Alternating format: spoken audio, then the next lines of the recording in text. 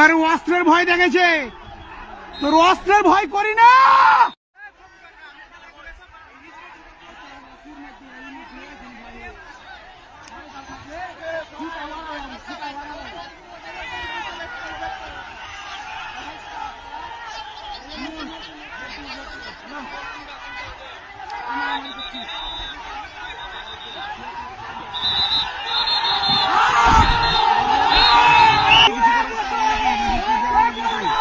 আসসালামু আলাইকুম প্রিয় দর্শক, বাংলাদেশে নতুন একটি ফেরকার আবির্ভাব হয়েছে ইমাম মাহমুদ কাফেলা নামে। এই ইমাম মাহমুদ কাফেলার প্রধান হচ্ছে ইমাম মাহমুদ হাবিবুল্লাহ। এই যে স্ক্রিনের মধ্যে যাকে দেখতে পাচ্ছেন, তাদের বিশ্বাস হচ্ছে এই লোকটি নাকি ইমাম মাহমুদ হাবিবুল্লাহ। সে হচ্ছে গাজওয়া হিন্দের নেতা। ইমাম মাহাদির সাথে সমগ্র বিশ্বের মানুষকে সে পরিচয় করিয়ে দিবে। তার কাছে আল্লাহ তাআলার পক্ষ থেকে ইলহাম আসে, জিবরিল আমিন এসে তার সাথে কথোপকথন করে, সেই জামানার মুজাদ্দিদ, এই ধরনের ভ্রান্ত কথাবার্তা সে বলে থাকে। আর এই কথাগুলোকে প্রচার করে থাকে এই স্ক্রিনের মধ্যে যাকে দেখতে পাচ্ছেন এই লোকটি।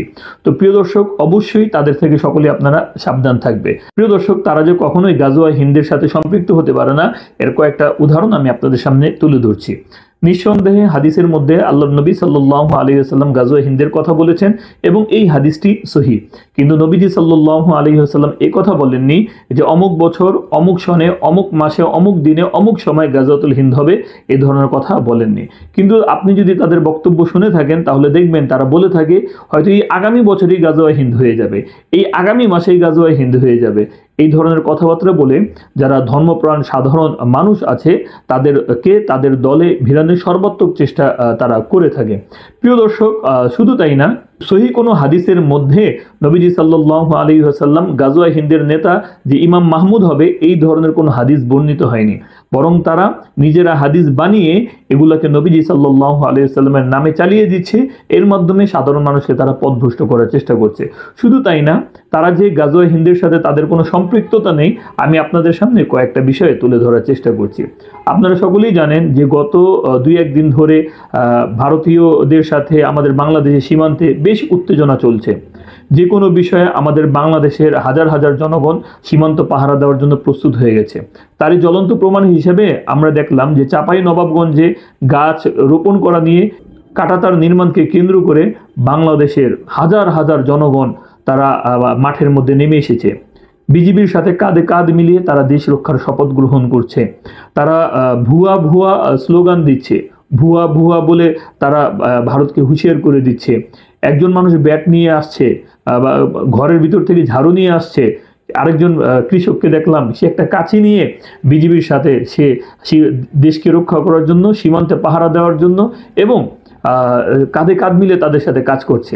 তো এই সমস্ত হাজার হাজার মানুষগুলো তারা ভারতীয় বাহিনীর সাথে বিজিবির সাথে কাজ করার জন্য প্রস্তুত হয়ে গেছে।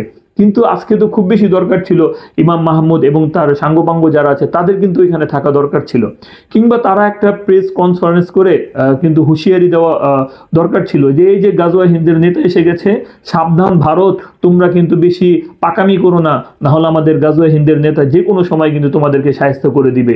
অথবা ঢাকার ইঞ্জিনিয়ার ইনস্টিটিউটের মধ্যে তাদের যত সদস্য আছে সকল সদস্য একত্রিত হয়ে কিন্তু বাংলাদেশের মানুষদেরকে বলতে পারে, ও বাংলাদেশের মানুষ দেখো, ভারতীয়রা তোমাদের সাথে চোখ রাঙাচ্ছে, তোমরা তাড়াতাড়ি ইমাম মাহমুদ কাফেলার সাথে যোগদান করো। অথবা ঢাকার প্রেস ক্লাবের মধ্যে তারা একটা সাংবাদিক সম্মেলন করতে পারে যে গাজওয়া হিন্দের নেতা ইমাম মাহমুদ এই যে এসে গেছে, তাড়াতাড়ি বাংলাদেশের মানুষ আপনারা আসেন, এই ভারত সীমান্তের মধ্যে আমাদের সাথে বেশি বাড়াবাড়ি করছে, গাজওয়া হিন্দের নেতার হাতে বায়াত গ্রহণ করেন, আমাদের নেতৃত্বে সীমান্ত পাহারা দেওয়ার জন্য চলেন। আপনারা এই ধরনের কাজ করা দরকার ছিল, কিন্তু না, আপনারা তাদেরকে কোথাও পাবেন না। শুধু দেখবেন তারা এরকম ভাবে ইউটিউবের মধ্যে এসে তাদের প্রচার প্রচারণা চালায়, বিভিন্ন দেওয়ালের মধ্যে এখন শুনতে পাচ্ছি বিভিন্ন জায়গার মধ্যে লেখালেখি করে তারা পালিয়ে যাচ্ছে গাজওয়া হিন্দের নেতা বলে। শোনেন, কখনো যে আমির হবে, আমির জনগণের সংকটকালে কখনো সে অনুপস্থিত থাকবে না। সে কেমন আমির যে আজকে ভারত চোখ রাঙাচ্ছে, সে বসে রয়েছে। আজকে ভারতীয়রা কত ধরনের কথা বলছে, বাংলার সাধারণ জনগণ আর রাস্তায় নেমে যাচ্ছে, কিন্তু তাদের কোনো খোঁজ খবর পাওয়া যাচ্ছে না। আপনাদেরকে বলে রাখি, বাংলাদেশের জনগণ এমন, যখন যুদ্ধ শুরু হয়ে যাবে তখন কোনো মানুষ ঘরে বসে থাকবে না, সমস্ত মানুষ সেনাবাহিনী সহ সবাই সাথে যোগ দিবে।